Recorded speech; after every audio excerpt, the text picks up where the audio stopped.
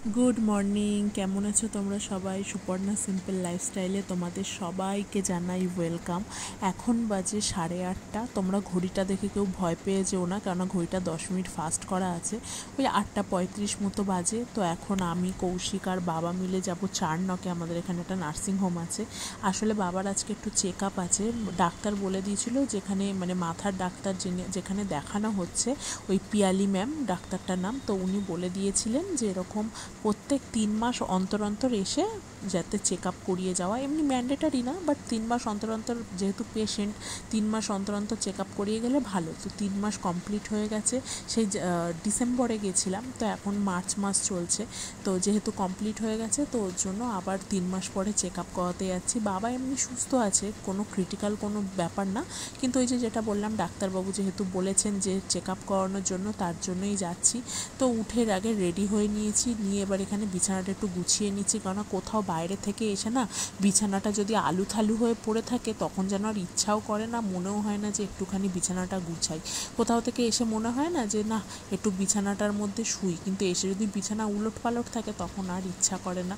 আর এদিকে আমি সমস্ত কিছু রিপোর্ট নিয়ে নিয়েছি, মানে কৌশিক নিয়ে এখানে দিয়েছে, আমিও তো একবার রিচেক করে নিলাম যে সমস্ত কিছু ঠিকঠাক আছে কি না।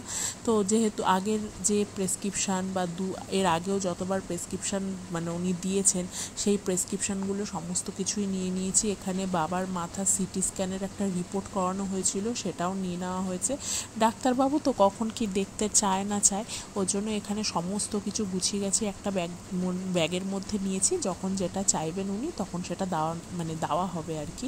এখানে স্বাস্থ্যেরও সব রিপোর্টগুলো নিয়েছি, মানে যেখানে বাবা ডায়ালিসিস করতো, কারণ 3 মাসের মধ্যে তো অনেক কিছুই হয়েছে, মাথা ফাটালো, পা কাটলো, সমস্ত কিছুই হয়েছে। তো ওর জন্যই আর কি সব রিপোর্ট নিয়ে নিলাম। তো একবারে বেরোবো। অ্যাম্বুলেন্স বলা হয়েছে, অ্যাম্বুলেন্স এখনও এসে পৌঁছায়নি। আমি তো ওয়েট করছি, কৌশিকও এখানে ওয়েট করছে, অ্যাম্বুলেন্স আসলে তারপরে যাওয়া হবে। মানে বাবার এখনও সেরকমও অবস্থা হয়নি যে বাবা নিজে থেকে নামতে পারবে। হ্যাঁ, এটা যদি একদম একতলায় বা গ্রাউন্ড ফ্লোরে হতো, তখন হতো কি বাবা মানে যেইভাবে হাঁটতে পারে, মোটামুটি পা টেনে টেনে, পুরোপুরি তো পারে না, যেইটুকানি পারে উনি আরামসে নেমে যেতে পারতো। যেহেতু 3 তলার ওপরে, তো ওই সিঁড়ি দিয়ে নামানো ওঠানো ওনাকে সম্ভব হবে না। আর যদি নামতে উঠতে পারতো, তাহলে নিচ থেকে রিক্সা বা উবের ডেকে নিলেই হতো, কারণ আমাদের বাড়ি থেকে বেশি দূর না চারনক হসপিটাল। তো এখানে সব রিপোর্টগুলো চেক করে নিচ্ছি। কৌশিককে জিজ্ঞেস করছি যে বাবার 1 মাসের না প্রেশার, মানে সকালবেলার প্রেশার আর বিকালবেলার প্রেশারটা যে মাপতে বলেছিল, সেটার রিপোর্টটা লালটু করেছিল কি, একটা পুরো এরকম প্রিন্ট আউট করে নিয়ে এসেছিলো। তো সেটাই আর কি দেখে চেক করে নিয়ে নিলাম, কারণ যেমন বললাম ডাক্তারবাবু কী চায় না চায় ঠিক বলা তো যায় না। তো এখন এই সব চেক করে ও রেডি হয়ে গেছে, এখন একটু বসি, অ্যাম্বুলেন্স আসলে তারপরে বেরোবো।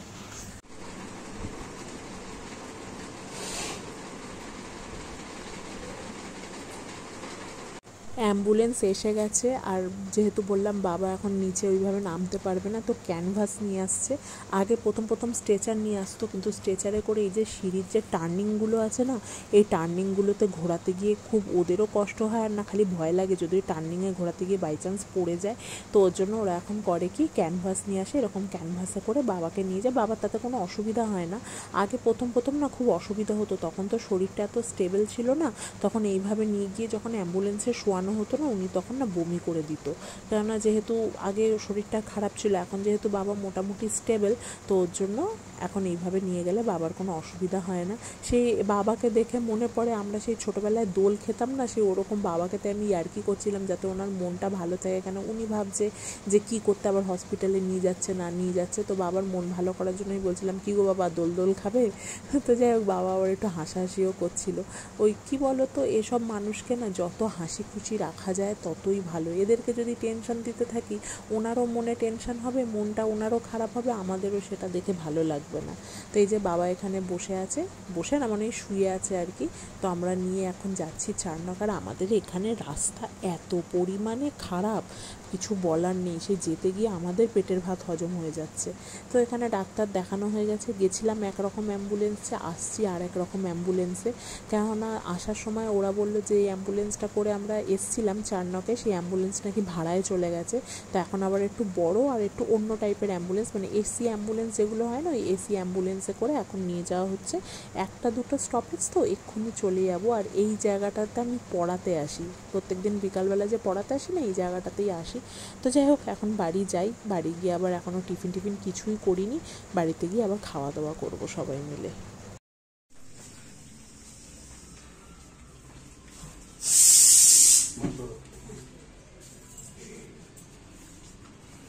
বাবাকে নিয়ে চলে এসেছি। এবার কৌশিক গেল নিচে, আমাদের নিচে যে কচুরির দোকানটা আছে ওইখান থেকে কৌশিক সবার জন্য কচুরি জিলাপি নিয়ে আসছে, কেননা মাকে টিফিন করতে বারণ করা হয়েছিল। তো এই কচুরি জিলাপি বাবাও খাবে, মাও খাবে, আমি কৌশিক খাবো। কৌশিক খেয়ে অফিস চলে যাবে, আমি যেমন ঘরে থাকি তেমন থাকবো। তো এখানে ওই কচুরিটা নিয়ে আসছে, নিয়ে আসলে সবাই মিলেমিশে একসাথে খাওয়া হবে।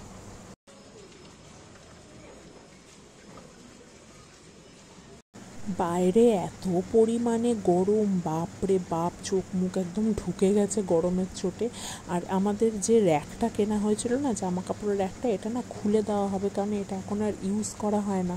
মা আগে ছাদে নিয়ে যেত, এখন আর নিয়ে যায় না বলে এটাকে এখন খুলে দেবো, কারণ এটাই বাইরেটায় থাকতো।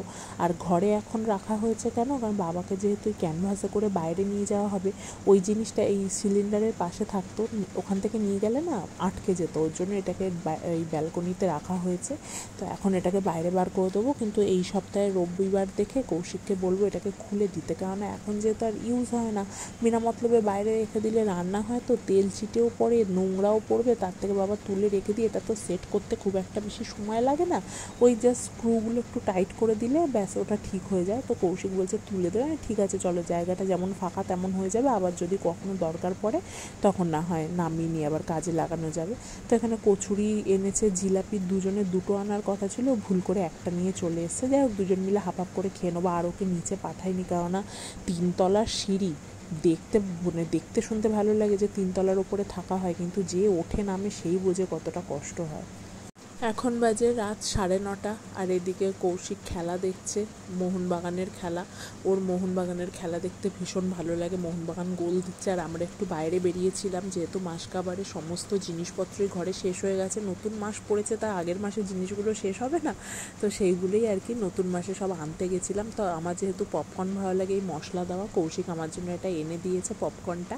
আর এইবারে অনেকগুলো মাল আনা হয়েছে, আর সেই সাইকেল নিয়ে যাওয়া হয়নি, তো হাতে করে নিয়ে এসেছি, দুজনেরই মারাত্মক হাতে লেগেছে। আর এই ওষুধটাও আনা হয়েছে, যেহেতু কৌশিক এই পুরো শীতকালটা জুড়ে এই ওষুধটা খায়, নইলেও না এত কাশে রাত্রিবেলা শুতে পারে না এই কাশির জন্য। এখানে অনেক কিছুই আনা হয়েছে, বাবার জন্য ডেটল, তারপরে হরলিক্স বিস্কুট, কারণ আমরা ব্রিটানিয়া থিন অ্যারারুট খাই, বাবার জন্য হরলিক্স বিস্কুট আনা হয়। আর এদিকে আরও অনেক কিছু রয়েছে, ঘি রয়েছে, আটা রয়েছে, ময়দা রয়েছে। চাল এবারে আনিনি, কারণ আগের মাসে 1 বস্তায় 25 কেজি চালের বস্তা তোলা হয়েছিল, তো আমাদের ওই মোটামুটি 25 কেজির বস্তা আনলে ওই আমাদের 2 মাস মতো চলে যায়। এখানে রয়েছে একটু চা পাতা, তারপরে অ্যাসিড, সমস্ত কিছু টুকটাক যা যা সংসারে লাগে সেইগুলোই এখানে আনা হয়। আর এখানে চাটা অনেক, কেননা যেহেতু কৌশিক, বাবা, মা 3জনেই চা খায়, আমি তো চায়ের ধারে পাশে যাই না, তো চা খায়, ওর জন্য চাটা একটু লাগে। এখানে আনা হয়েছে 1 প্যাকেট মুড়ি, ভেতরে আছে সার্ফ মায়ের জন্য, তারপর সোয়াবিন, যেহেতু আমাদের নিরামিষের দিনে সোয়াবিনটা হয়, বা এমনি টাইমেও সোয়াবিন ডিম দিয়ে একটু তরকারি করলে বেশ ভাত দিয়ে খাওয়া হয়ে যায়।